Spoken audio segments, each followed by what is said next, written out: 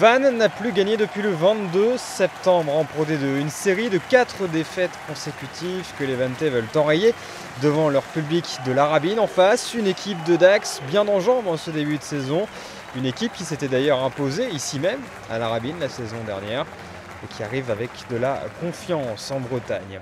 D'autant que les Landais peuvent prendre une avance conséquente sur le bas de tableau en cas de victoire face à Vannes. C'est Vannes qui domine ce début de match et qui occupe le camp adverse. Première pénalité à la 7e minute avec une faute d'Aquoise au sol. Pierre Morins qui ne relâche pas le joueur plaqué. Ashmoeke ouvre le score. Dax va avoir l'occasion d'égaliser quelques minutes plus tard face au Perche. Faute au sol des Vanntais, c'est cadeau et Nicolas Caché en profite pour remettre les équipes au coude à coude. À peine le renvoi effectué, Ashmoeke va taper par-dessus, mais M. Chirek va revenir à une position de hors-jeu de la défense landaise. Moeke, face au Perche à 15 mètres, ne laisse pas passer l'occasion de redonner les commandes à Vannes dans ce match. 6-3 dans le secteur de la mêlée, avantage aux Bretons qui sur cette action va obtenir une pénalité. Lancé à 5 mètres de la ligne adverse, le porté est formé, mais le porté est écroulé et le coupable désigné par M. Chirek, c'est Maxime Delonca. Le talonneur prend un carton jaune sur l'action qui suit. Deuxième carton jaune pour les Dacois. Gros coup dur là pour Nicolas Caché qui vient couper un essai tout fait en avant volontaire signalé par M. Chirek et nouveau carton jaune. Mais Dax va laisser passer l'orage et mieux va scorer en infériorité numérique à 13 contre 15. Pénalité face au poteau à nouveau pour les Dacois. Vannes entend son public de la Rabine gronder. Alors Vannes va réussir enfin à trouver des espaces. À 15 contre 13, c'est plus facile. Gwenaël Duplaine va prolonger au pied et à la course, c'est Lutumailagi qui est le plus rapide. Il parvient à aplatir du bout des doigts le premier essai de ce match. Transformation pour Ashley Moeke.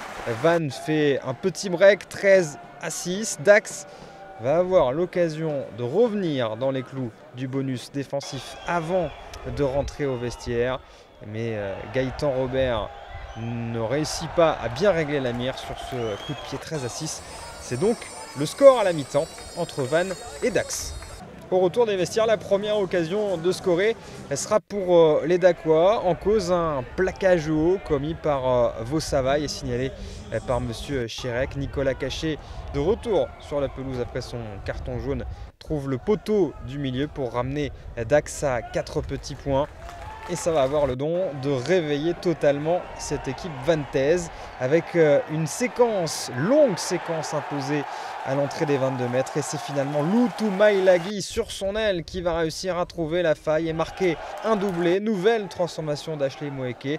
11 points d'avance, l'écart est fait, mais rien n'est définitif. Pénalité pour Nicolas Caché, la distance est là, mais pas la précision, c'est à côté. Regardez ce festival, Lutumailagi qui slalome dans la défense. 1, 2, 3, 4 joueurs éliminés pour s'offrir un triplé juste avant l'heure de jeu. Le bonus offensif est en poche. Et ce bonus, Vannes va le valider définitivement juste avant la sirène avec un essai signé Andy Cramond. Suite à ce maul formé après cette touche à 5 mètres de la ligne. 4e essai pour Vannes. Et 4e transformation, Ilsenbeck qui parachève le travail de son équipe. Victoire bonifiée 34-9. Vannes renoue enfin avec le succès après presque un mois et demi sans victoire.